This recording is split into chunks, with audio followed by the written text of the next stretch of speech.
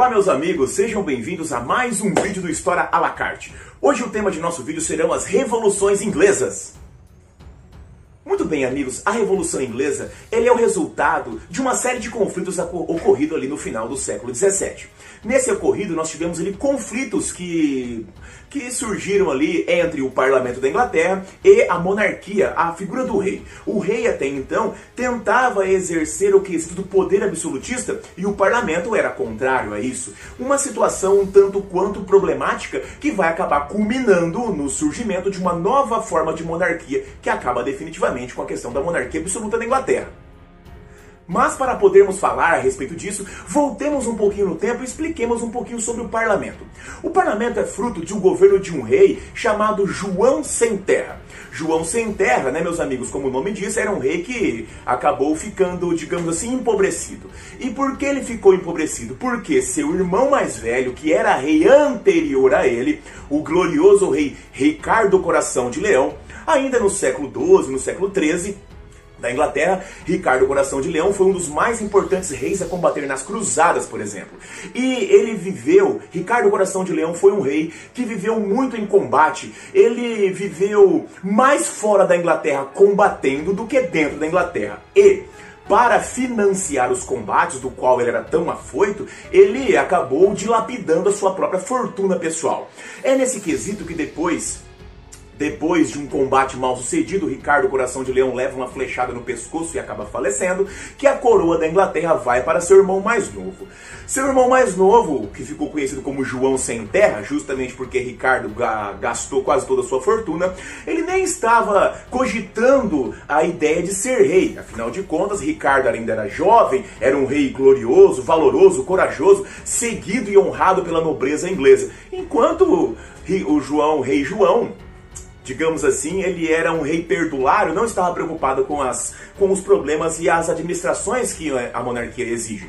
Dessa forma, quando ele se torna rei, após a morte de Ricardo, ele tem um problema nas suas mãos. Ele não tinha a lealdade dos nobres da Inglaterra, ele não tinha a admiração dos nobres da Inglaterra, ele tinha um problema. Então ele não tinha literalmente a lealdade dos nobres. Era necessário renovar a lealdade dos nobres. Mas como nós falamos, essa questão era difícil para ele, já que ele não era um rei tão rico assim. Nesse quesito, então, em 1215, Ricardo assina a Carta Magna. A Carta Magna é o início de uma, entre aspas, divisão de poder entre a figura central do rei e os nobres da Inglaterra. A Carta Magna autoriza que, por meio da Carta Magna, o rei se compromete a não mais criar impostos sem pedir a participação da nobreza. A Carta Magna ela cria o chamado o Grande Conselho. A Carta Magna aqui, o Grande Conselho, e esse Grande Conselho, ele vai ser criado para que a nobreza inglesa possa participar, possa opinar, possa dar ali a sua contribuição para o governo real. Esse documento, a Carta Magna, é um dos pontos centrais de toda a monarquia desenvolvida na Inglaterra.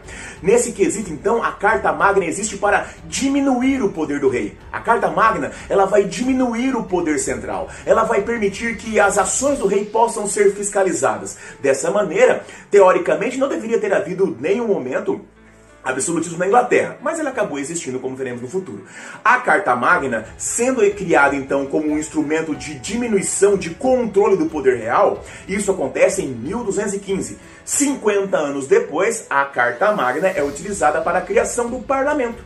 O parlamento, então, meus amigos, surgirá em 1265. Dessa forma, então, oficializa-se na Inglaterra essa questão da participação da nobreza nos controles, no governo da monarquia inglesa.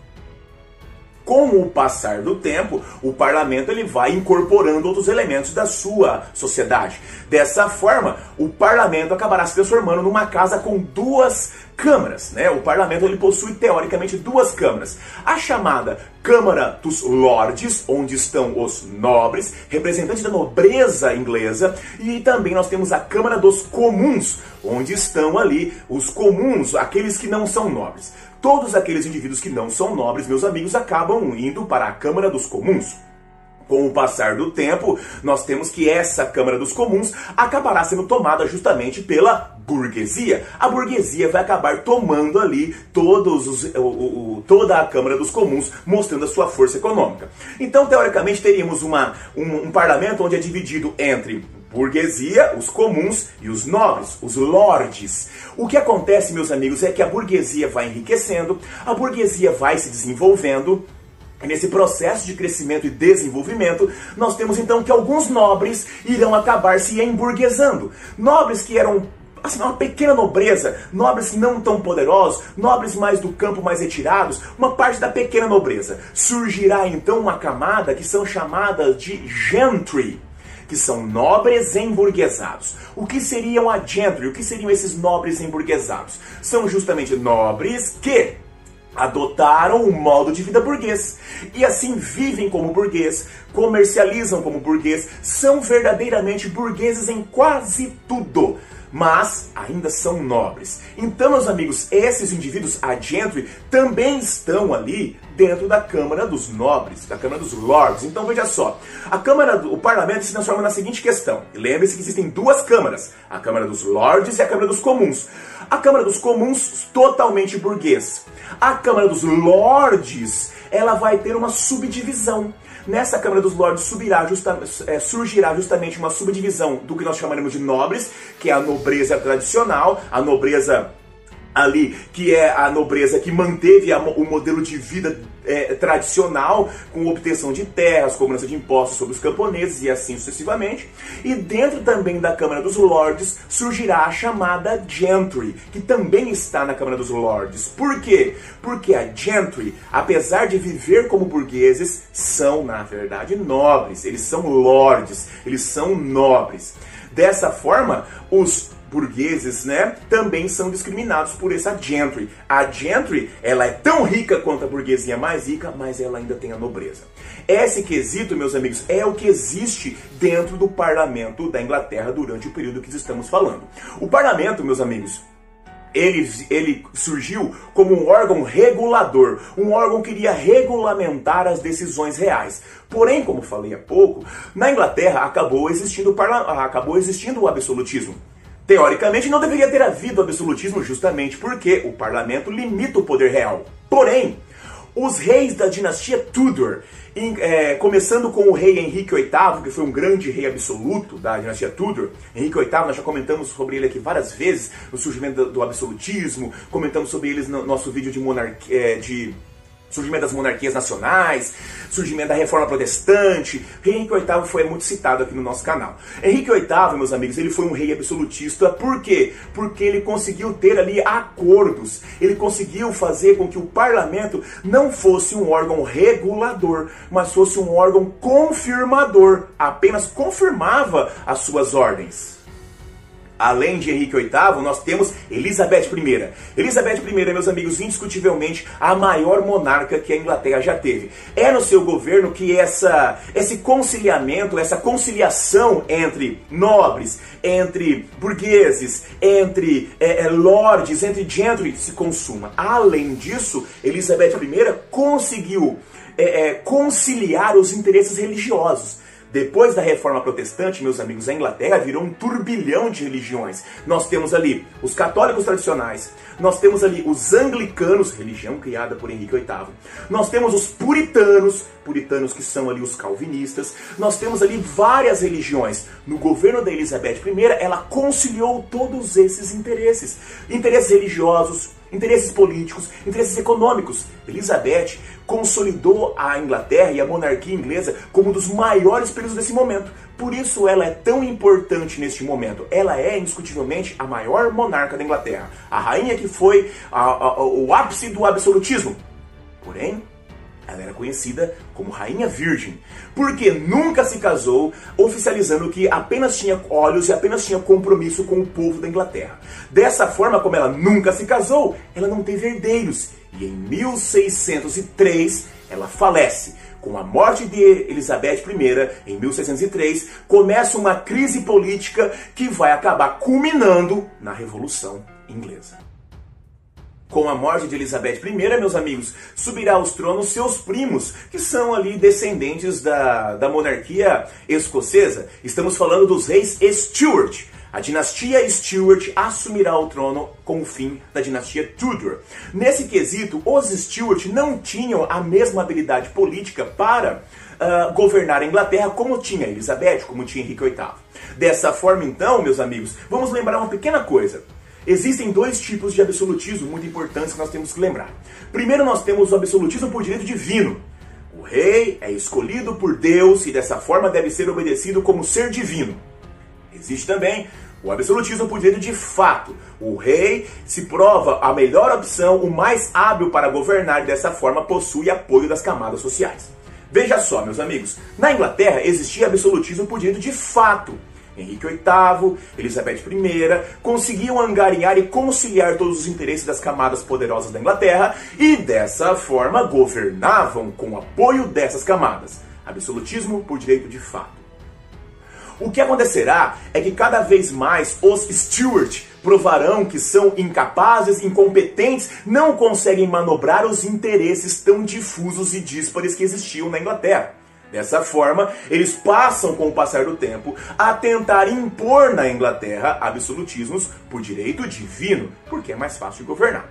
Os primeiros reis que nós temos na Inglaterra, meus amigos, é justamente o rei Jaime I. Jaime I, né, meus amigos, governou a Inglaterra de 1603 a 1625. Jaime I, por mais que tenha tido entrado em conflito com o parlamento algumas vezes, governou relativamente em harmonia com o parlamento, certo? Justamente como ele era o primeiro rei a ser colocado, havia uma certa incerteza, uma certa desconfiança sobre ele, então ele não tentou impor a sua vontade e transformar a Inglaterra em um reino de absolutismo por direito divino. E isso, meus amigos, o absolutismo por direito divino era perigoso para o parlamento.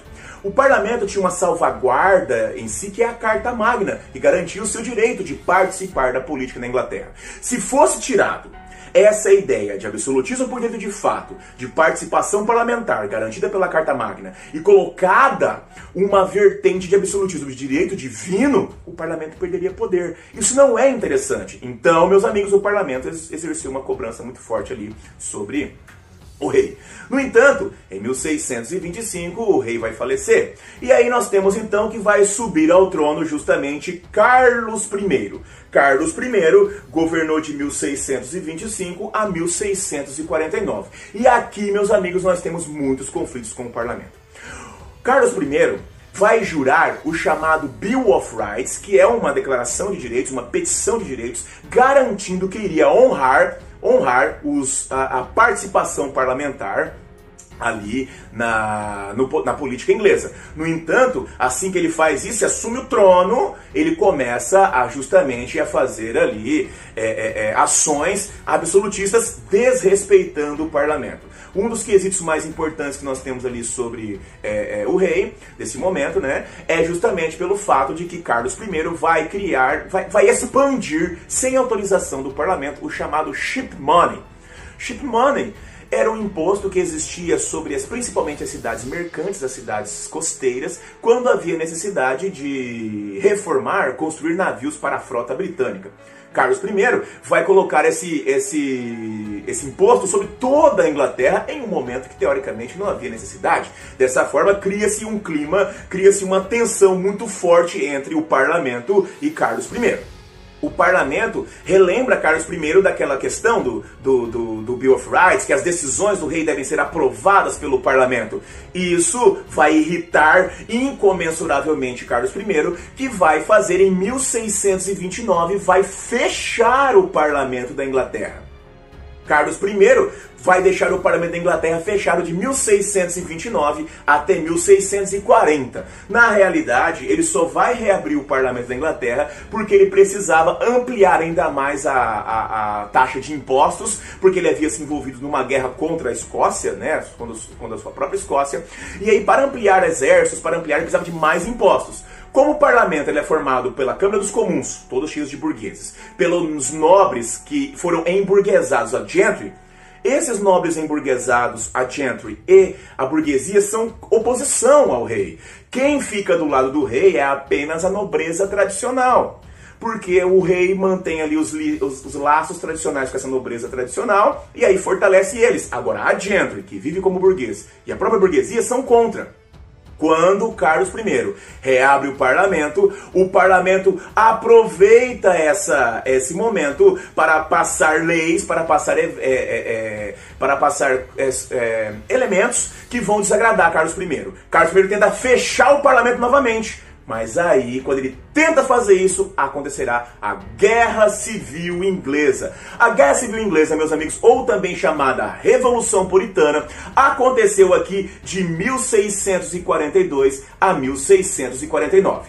Nós temos ali, neste momento, conflitos entre dois exércitos. O parlamento montou ele próprio seu exército, chamados ali, né, cabeças redondas, porque o exército parlamentar tinha um corte de cabelo assim, meio tigelinha, assim, certo? E aí eram chamados cabeças redondas. Nós temos o exército do parlamento. O exército do parlamento, meus amigos, ele é formado por quem? Pelos burgueses, pela gentry, certo? Pelos puritanos, por isso Revolução Puritana. Aqueles puritanos que viviam conforme os burgueses vão acabar entrando no exército parlamentar. O exército real é o exército tradicional, que é formado justamente ali pela nobreza tradicional, os anglicanos tradicionalmente. Dessa forma nós temos esses conflitos. Com o passar dos conflitos, né, dos 3 anos de conflito, quem vai vencer vai ser justamente o exército parlamentar. Por que o parlamento irá vencer? Porque se destaca nesse parlamento um homem, um líder, o principal estrategista militar, o principal líder do exército parlamentar, um indivíduo chamado Oliver Cromwell. Oliver Cromwell, meus amigos, ele é o líder parlamentar. Ele próprio é ali um burguês, né, não muito enriquecido, mas muito já rico.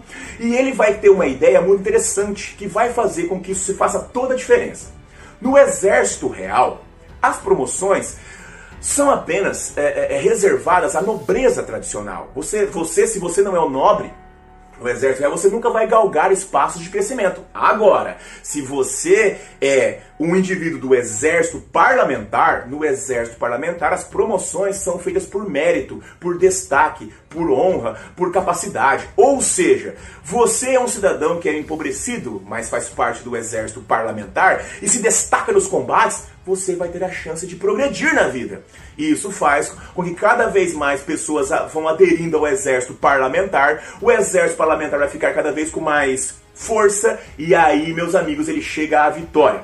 O rei Carlos I tentou até fugir para a Escócia, mas os escoceses venderam o rei de volta para a Inglaterra. O rei vai ser julgado como traidor da nação, porque até fugiu da Inglaterra, vai ser condenado como traidor e o final de Carlos I é a decapitação.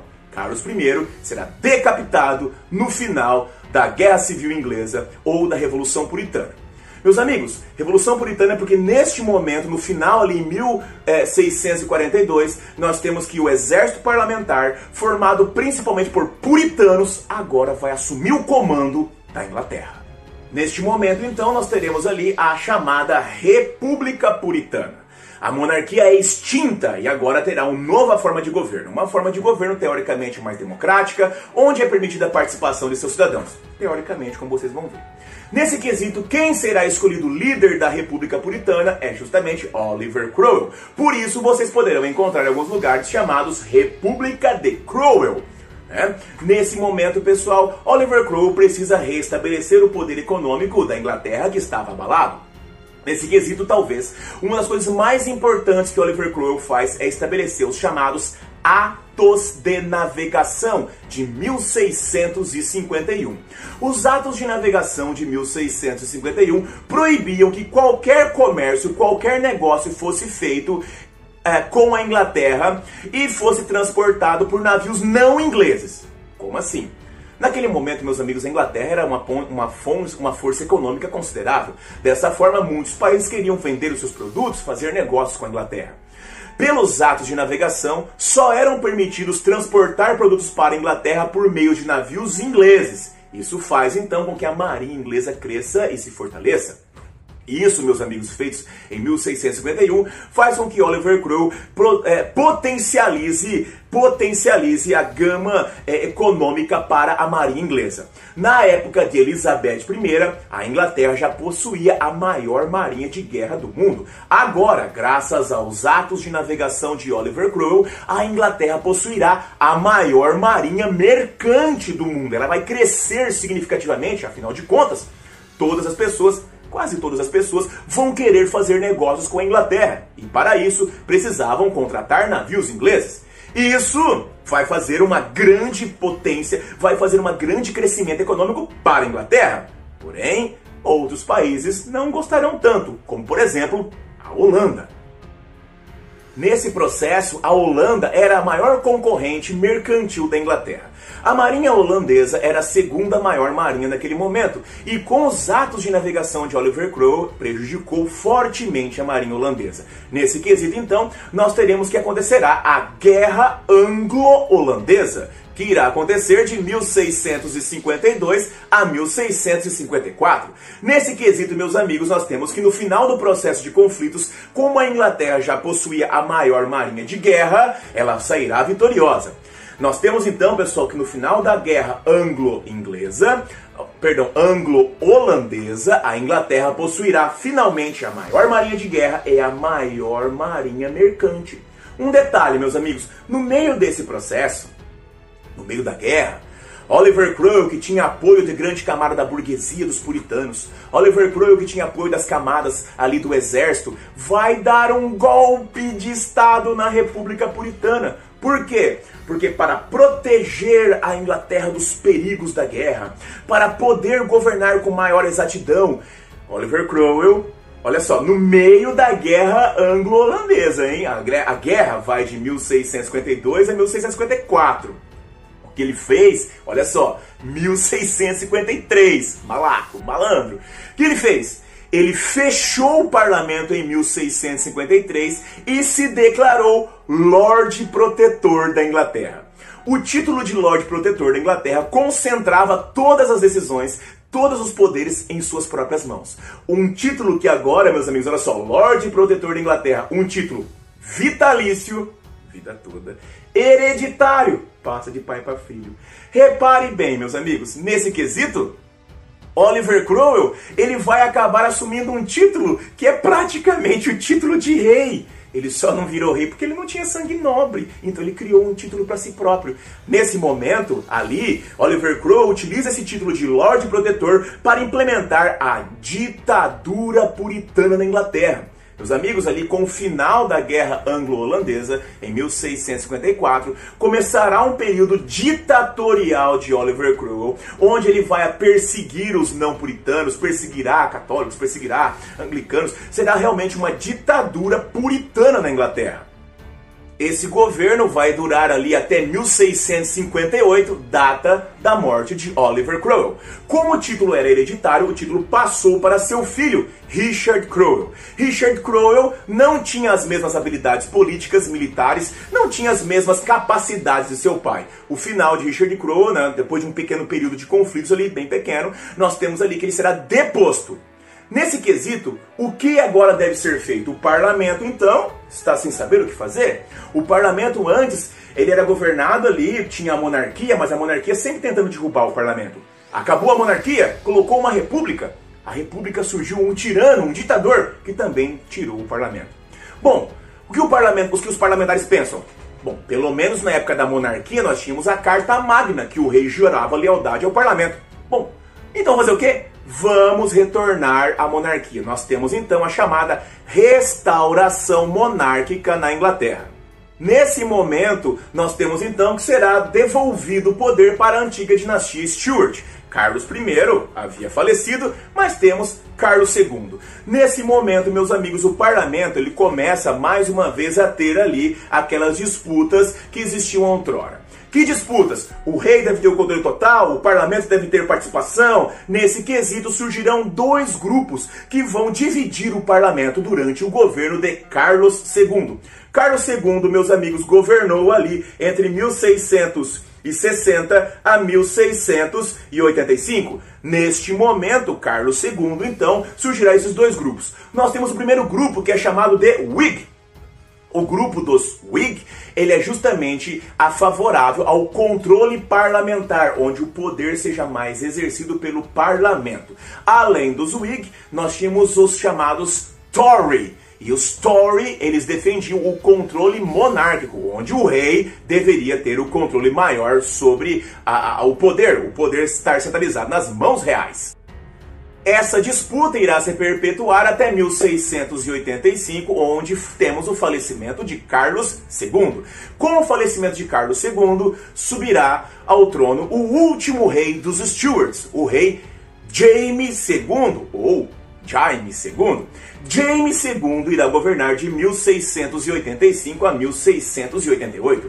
Jaime II, meus amigos, ele vai ser famoso justamente porque ele vai ampliar essa disputa ali entre o poder nas mãos do parlamento e nas mãos do rei, mas ele vai colocar mais um tempero. Ele vai ser um rei que vai, sim, no final da vida dele, Jaime II confirmou que era católico, mas no momento ali ele não vai confirmar, mas sempre vai favorecer aos católicos. Jaime II começará a fazer um favorecimento aos católicos. Jaime II irá buscar ali alianças com o maior rei católico do momento, o rei Luís XIV, inimigo da Inglaterra, Luís XIV, rei da França. E isso vai começar a deixar o parlamento preocupado. Aí você deve estar pensando, por que o fato de ser católico ou não ser tem a ver? Meus amigos, lembre-se, catolicismo, absolutismo, por direito divino, onde o rei é escolhido por Deus e dessa forma o parlamento perderia o poder. Quando cada vez mais Jaime II vai favorecendo aos católicos, isso deixa o parlamento numa situação muito ingrata e o parlamento então busca uma saída radical para esse problema. Aqueles dois grupos que estavam em disputa, os Whigs e os Tory, com o perigo que o catolicismo nas mãos, com o perigo que o retorno do catolicismo poderia fazer no seu poder, eles então acabam se unindo. Os Whigs e os Tories se unem à unificação parlamentar. E o parlamento se une justamente para buscar uma saída que estava na Holanda. Os parlamentares enviam emissários para conversar com o genro de Carlos II, com o genro de Jaime II, Guilherme de Orange. Guilherme de Orange era casado com a filha de Jaime II. Guilherme de Orange era protestante, a filha de Jaime II também era protestante. Dessa forma, não teria mais perigo do catolicismo voltar. Outra coisa é que os emissários são enviados lá e oferecem a Jaime II o trono da Inglaterra. Como assim oferece, professor? Assim, olha, Jaime, olha, Guilherme, né? É Guilherme de Orange. Olha, Guilherme, se você por acaso, você e suas tropas aqui resolvessem invadir a Inglaterra para virar rei na Inglaterra, o parlamento e o exército parlamentar não iria se opor. Guilherme de Orange, então, interessado nessa possibilidade, ele adentra a Inglaterra em 1688. Essa invasão é chamada Revolução Gloriosa. Por quê? Motivo número 1. Jaime II nem tenta defender o trono. Jaime II foge para a corte de seu amigo Luís XIV, rei da França. Dessa forma, como Jaime II não tenta defender o trono, quando seu genro chega, Guilherme de Orange, não tem defesa, não tem guerra, não tem morte, por isso, Revolução Gloriosa. Uma revolução sem guerra, uma revolução sem morte. Outro motivo, quem nomeia a revolução é o próprio Guilherme de Orange. E como é ele que chegou, ele que tomou o poder, é uma coisa gloriosa. Revolução gloriosa devido a esse momento. O problema, meus amigos, ou melhor, nem problema, a questão é que quando Guilherme de Orange chega na Inglaterra, ele assume um compromisso com o parlamento, e ele assina um documento com o parlamento. Em 1689, Guilherme de Orange assina a chamada Declaração de Direitos, também conhecida como Bill of Rights. Nessa Declaração de Direitos de 1689, Guilherme de Orange aceita o nascimento de uma monarquia parlamentar, onde o rei vai reinar, mas não vai governar. Quem irá governar a Inglaterra é o parlamento, que irá passar a escolher um primeiro-ministro, e dessa forma o parlamento irá governar. Quem governa a Inglaterra são os parlamentares. O rei existe, ele reina, mas ele não governa de fato. O governo é do parlamento. Por isso temos a primeira monarquia parlamentar da história. Detalhe. Lembre-se que nós falamos da composição do parlamento. Nós temos ali que o parlamento era formado por uma câmara inteira de burgueses, a Câmara dos Comuns. O parlamento era formado por uma ala majoritária da Câmara dos Lordes, que também eram burgueses, a Gentry. Dessa forma, meus amigos, falamos que é com a Revolução Gloriosa, com o nascimento da monarquia parlamentar, que acontece a chamada Primeira Revolução Burguesa. Por quê, professor? Porque finalmente as ideias, a mentalidade, a maneira de viver da burguesia chegou ao poder em um país. E não foi um país qualquer. Estamos falando da Inglaterra. Meus amigos, então vocês podem perceber que o processo de conflitos entre os reis Stuarts, a inabilidade política dos reis Stuart, acabou trazendo a definitiva morte, o definitivo fim da monarquia absolutista na Inglaterra, abrindo espaço para uma nova forma de pensar, uma nova forma de governar, uma monarquia parlamentar e principalmente para a abordagem política trazida pela burguesia. Meus amigos, se esse vídeo te ajudou, se ele trouxe informações importantes para você, não se esqueça, assine o canal, ative o sininho e ajude o História à la Carte a se tornar um canal que pode ajudar não apenas você, mas muito mais pessoas por aí. Meus amigos, um grande abraço, vida longa e próspera e até a próxima!